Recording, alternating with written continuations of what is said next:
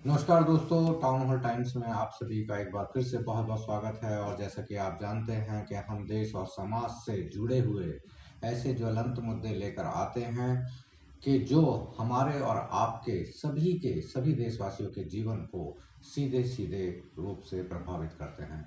और आज जैसा कि आप जानते हैं कि संसद का शीतकालीन सत्र शुरू हो चुका है और इसमें भारतीय जनता पार्टी के एक सांसद जिन्होंने प्राइवेट एक बिल पेश किया है वो है यूनिफॉर्म सिविल कोड।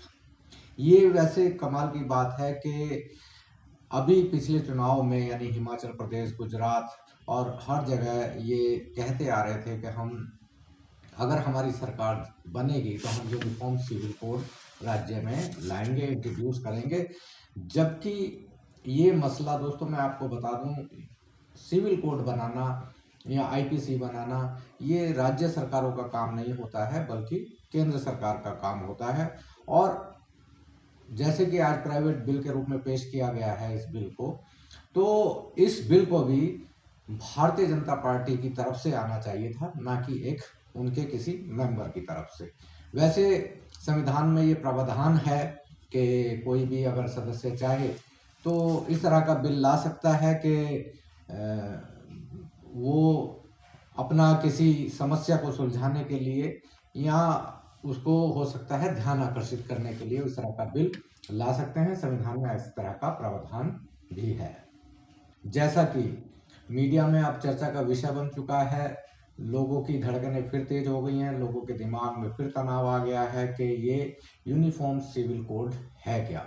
दरअसल जैसा कि आप जानते हैं कि हमारे देश में इंडियन पैनल कोड है, यानी जो क्रिमिनल लॉ है वो सब पर समान रूप से प्रभावी होते हैं, चाहे वो हिंदू है, मुसलमान है, सिख है, ईसाई है। अगर किसी ने चोरी की है तो आईपीसी के तहत उसे बिना किसी भेदभाव के उस व्यक्ति को सजा दी जाएगी आईपीसी के तहत। लेकिन यूनिफॉर्म सिविल कोड एक ऐसा मसला है कि यानी जो हमारी निजी जीवन से जुड़ा हुआ है, हमारी निजता से जुड़ा हुआ है कि हम अपने जीवन में किस धर्म को, किस संस्कृति को, कैसा पहनावा पहनते हैं, किस संस्कृति को मानते हैं, किस धर्म को मानते हैं, ये हमारा निजता का मामला है।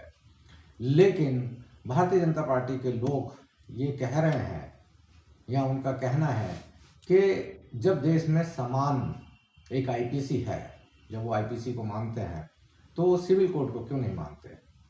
और जबकि हमारे संविधान में ये सीधा सीधा प्रोविज़न है कि किसी भी धर्म को, संस्कृति को अपना जो उनकी मान्यताएं हैं, वैल्यू हैं, उनके संस्कार हैं, संस्कृति हैं, वो सब का अपना पालन कर सकता है, उनकी रक्षा कर सकता है, उनके प्रचार प्रसार की व्यवस्था भी कर सकता है, स्कूल चला सकता है। ये सारी की सारी व्यवस्थाएं हमारे संविधान में आर्टिकल 25 से लेकर 28 तक दी हुई हैं।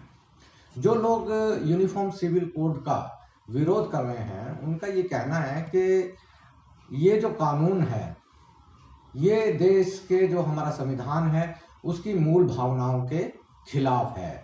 यानी सबसे पहले कि आर्टिकल 14 समानता का कानून का ये हनन करता है। दूसरी बात कि जो हमारे मौलिक अधिकार हैं यानी 25 से लेकर 28 तक जो संविधान के तीसरे शेड्यूल में दिए गए हैं ये उनका भी हनन करता है, इसलिए इस कानून को लाया नहीं जा सकता।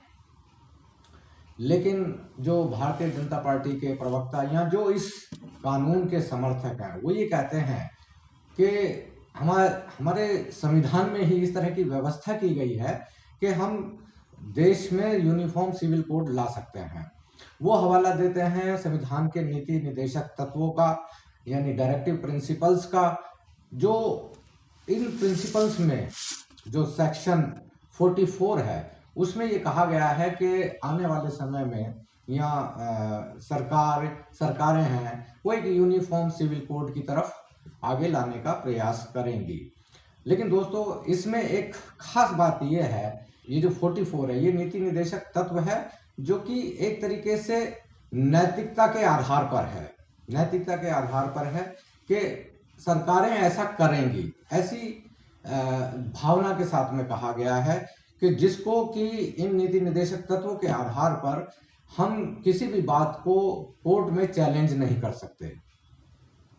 यानी कि ये जो नीति निर्देशक तत्व है संविधान के जो मूल स्वरूप है उसके बाहर हैं।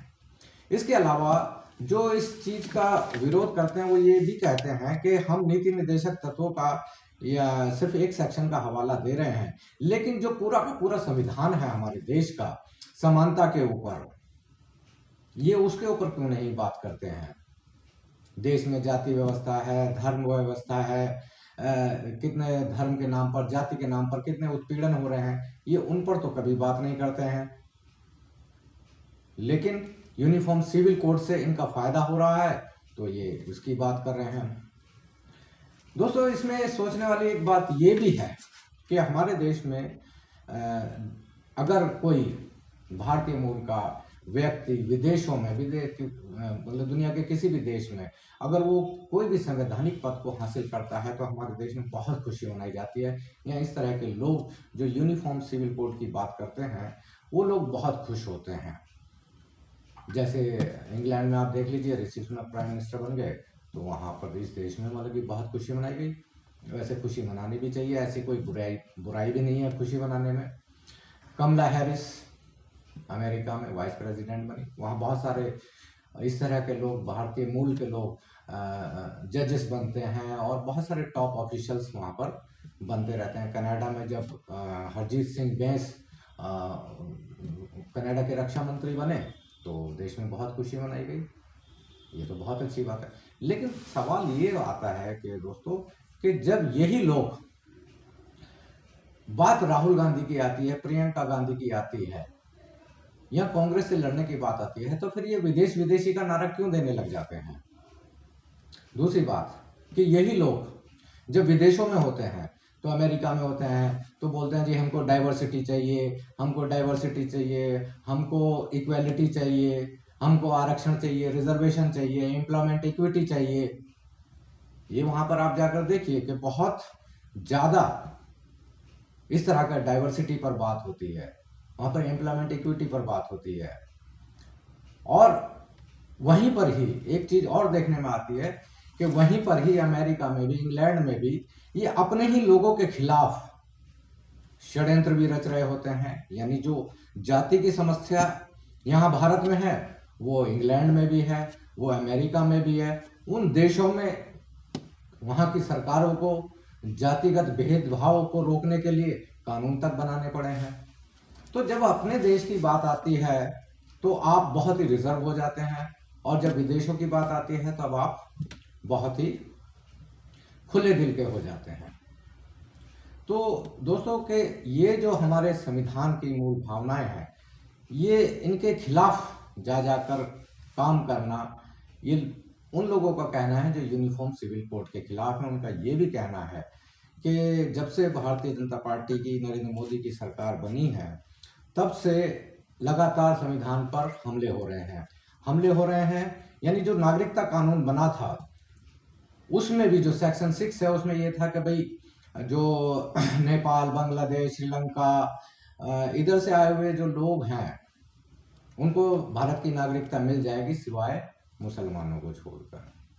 तो ये जो हमारे देश का मतलब कि धर्म, जाति, संस्कृति का कभी भेद नहीं किया जाएगा, ये उसकी मूल भावना के खिलाफ है। और वो ये भी कहते हैं कि जब देश में आज ये बाबा साहब के संविधान की बात कर रहे हैं,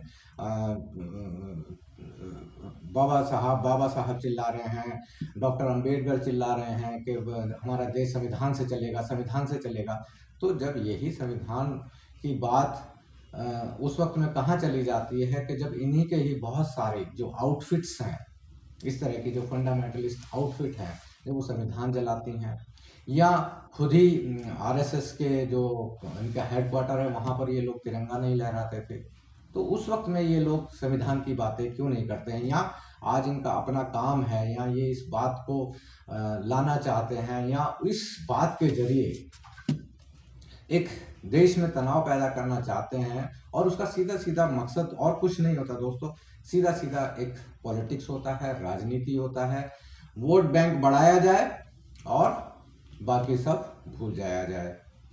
तो ये एक बहुत बड़ी समस्या है हमारे देश में कि यूनिफॉर्म सिविल कोड की हम बात कर रहे हैं, और यूनिफॉर्म सिविल कोड जो है एक संविधान के मूल ढांचे यानी मूल भावना के बिल्कुल खिलाफ जाकर ये बात हो रही है। संविधान से नीति निर्देशक तत्व का एक सेक्शन निकालकर उसकी बात हो रही है, लेकिन पूरे संविधान को एक तरफ रखा जा रहा है।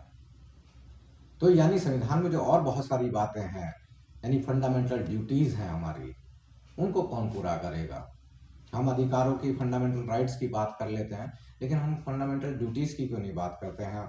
और जो बहुत सारी जो हमारी जो नागरिक हमारी जो ड्यूटीज हैं वो उनको हम क्यों नहीं करते हैं? तो दोस्तों, ये बात आप सभी के लिए विचारणीय है, आपके विचार के लिए है कि आप ये सोचें कि किस तरीके से जहाँ पर हमारी विविध संस्कृतियाँ हैं, हिंदू, मुस्लिम, सिख, ईसाई, इतनी सारी संस्कृतियाँ, हजारों साल से ये संस्कृतियाँ हैं। दोस्तों, हमारे देश में ना जाने कितने विदेशी आक्रमणकारी आतताई आए, शक, कुषाण, आर्य, तुर्क, मुगल, मंगोल, न जाने कितने, लेकिन अंत में क्या हुआ? वो यहीं कर होकर रह गए, इसी मिट्टी में रच बस गए। और आज ऐसी बहुत सारी चीजें हैं, बहुत सारे हमारा जो सांस्कृतिक मिक्सअप है वो इतना हो चुका है कि हमें ये पता ही नहीं है कि हमारा खान पान, संस्कृति एक्चुअल क्या है। बहुत सारी चीजें हैं, अगर आप मुस्लिम समाज में जाएंगे तो आप देखेंगे कि आपको लगेगा अरे ये तो हमारे यहाँ भी होता है ऐसी संस्कृति या ऐसा कार्यक्रम। वो जब यहाँ आते हैं तो वो देखते हैं कि ऐसा खान पान तो हमारे यहाँ भी होता है। तो सिर्फ इस बात के लिए बहस करना, लड़ाई करना कि हम जैसा सोचते हैं ये लोग वैसा ही सोचें, हम जैसा पहनते हैं ये लोग वैसा ही पहने, हम जैसा खाते हैं ये लोग वैसा ही खाएं, तो ये एक तरीके से बहुत बड़ा अमानवीय कार्य होगा। और कोई भी सभ्य समाज, कोई भी सभ्य देश इस बात को बिल्कुल बर्दाश्त नहीं कर पाएगा। कोई आदमी कहे कि नहीं जी मुझे तो पूरे देश में सिर्फ गुलाब के फूल चाहिए, कोई कहेगा जी मुझे कमल के फूल चाहिए। और जबकि हकीकत में प्राकृतिक रूप से क्या है कि इतने सारी विविधताएं हैं, इतने सारे रंग बिरंगे फूल, पत्तियां, ये प्रकृति, तो ये क्या है? ये सब चीजें हमारे देश को बहुत खूबसूरत बनाती हैं। अब आप देखिए कि आप जाएंगे कि बहुत सारे यहाँ के 200-300 किलोमीटर पे पर यहाँ पर पानी वानी सब कुछ बदल जाता है, खान पान, संस्कृति सब कुछ बदल जाती है। तो ऐसी खूबसूरत संस्कृति आपको कहाँ मिलेगी? हाँ, ये बात अलग है कि आप वोट पॉलिटिक्स करना चाहते हैं, अपने वोट बढ़ाना चाहते हैं, तो आप बढ़ाते रहिए, खूब फैलाते रहिए, और जितना हो सके वोट बढ़ाए, आप भी बढ़ाएं, बीजेपी भी बढ़ाए, कांग्रेस भी बढ़ाए, आम आदमी पार्टी भी बढ़ाए, और लोग भी बढ़ाएं। लेकिन इस बात का ध्यान रखिए कि ये जो बातें हैं ये बीच में हमारी संस्कृति को हमारे देश विदेश में बदनाम ना करे, बल्कि उसका नाम करे। आप जो भी करें, आपका जो भी कदम हो, देश को आगे बढ़ाने के लिए हो, ना कि उसको बर्बाद करने के लिए, बदनाम करने के लिए हो। धन्यवाद।